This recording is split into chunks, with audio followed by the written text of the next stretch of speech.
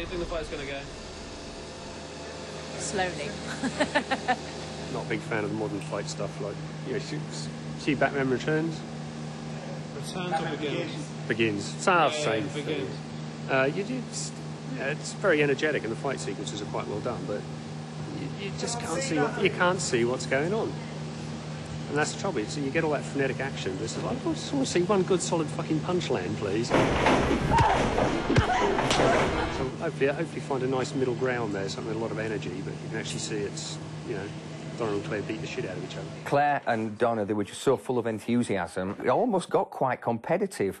In fact, they each had their own teams of supporters. Even though the fight was scripted, there was still, you know, is it going to go one way or the other? And that kind of made it fun. So for the big fight tonight, who do you reckon is going to win? I think Donna's going to get pissed off and come back at the end. Yeah, exactly. I'm going to go with Donna, actually. Yeah, right. I'm actually going to back Donna. You're going to back Donna? Yeah, I'm going to back Donna. I know I'm making the go Claire sign, but...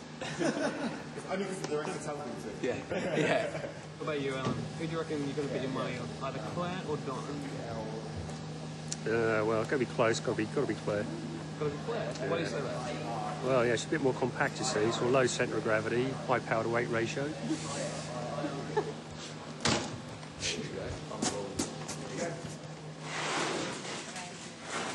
Big.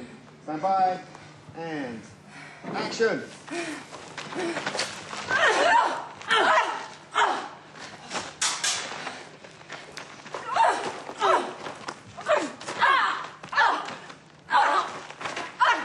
Working with Donna and Sarah was brilliant, actually. I think both of them were fantastic. Donna had so much energy and enthusiasm. I really took my hat off to her, and she was the one who kept going, right, come on, let's do it again, let's do it again. And this was like after 8 hours of doing a fight sequence when you're just on the floor.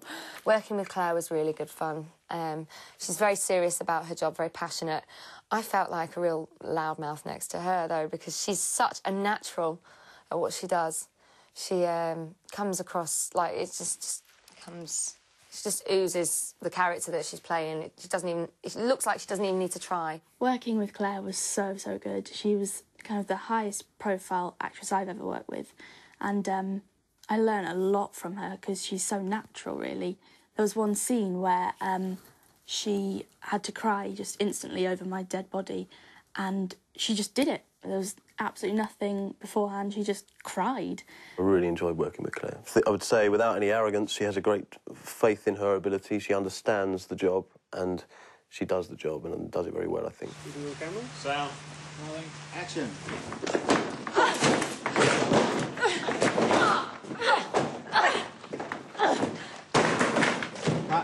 Let's have a look one more time. Let's have a look one more time. In the back. You're going to rotate this way? Yeah. Just for the moment. Which way are you going? Did you say something? Through again. OK, let's set it up then. Yeah? OK, stand by, don't headbutt off for real, and action! You broke my nose just then. Working on television to this film was very different. I think just because of the constraints they had budget-wise on this, they were very, very long days and really, you know, really hard. But I think the bonuses of that were you knew everyone was there because they wanted to be there. No one was there because they were getting paid lots of money. So you did get a sense of that on set, that, you know, everyone felt very strongly about this film and were there because they wanted to be there and to sort of make it the best that they possibly could. And I think from that, you know, really great things can happen.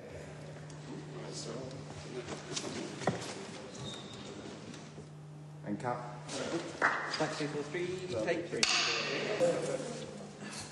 Today we are doing scribs and blood on the floor, because we can't put the blood on the actual floor, so we put CG blood on the floor. And we're shooting lots of people, killing off all the characters near the end of the film.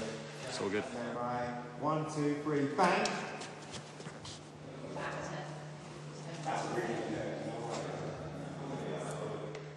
Everybody's there because we all want to do this project, and it was really sweet. I remember one night, actually, it really hit home. It was about 1 o'clock, 2 o'clock in the morning, and everybody's, you know, freezing cold, you know, pretty rough circumstances. You know, everybody's doubling up, everybody's kind of there in the middle of the night. We don't really have to be, but we all want to be. And I actually looked around and I thought it's a very sweet moment because everybody on this set is just here to make a little piece of work that we can all, you know, be proud of.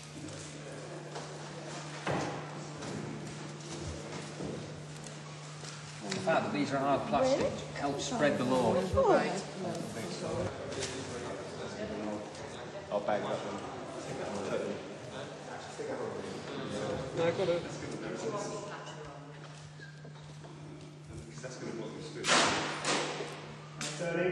Turning over. Stand by. I want to take this tape in.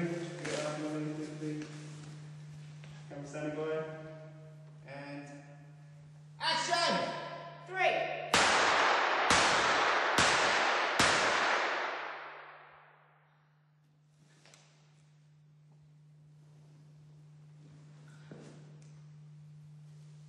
Hey, cut! Okay. Spin it up.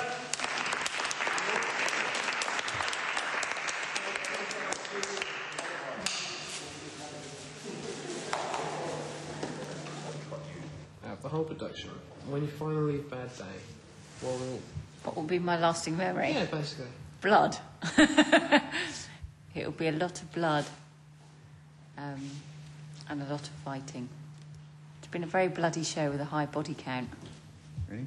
Roll. Action. Sorry. Oh, fuck, I'm sorry. Okay, just keep rolling. I don't know what hang on, I'm feeling weird with the screen because we didn't do it or rehearse it. I'm just trying to work out what it is. Cut. Can you read out what it says? Abby screaming. Okay, just go bang, bang, bang. Yes. Okay, so just give us one bang at the gun. Ready? And action.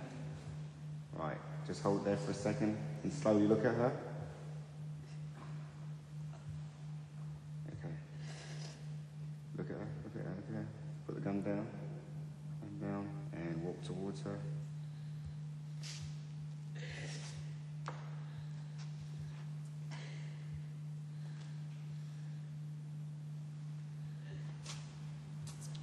And cut. The style of music from the film, Ian really wanted to go for a kind of very dark, almost like a horror film score for it. So I listened to an awful lot of film soundtracks that kind of were either in the horror genre or kind of the darker end of suspense murder films, and we kind of went along those lines.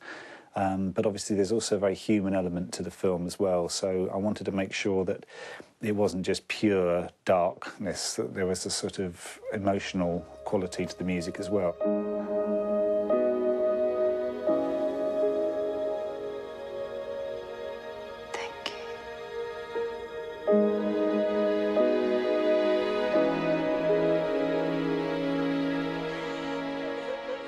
It was really an idea of combining those two sort of sound elements together and creating the score.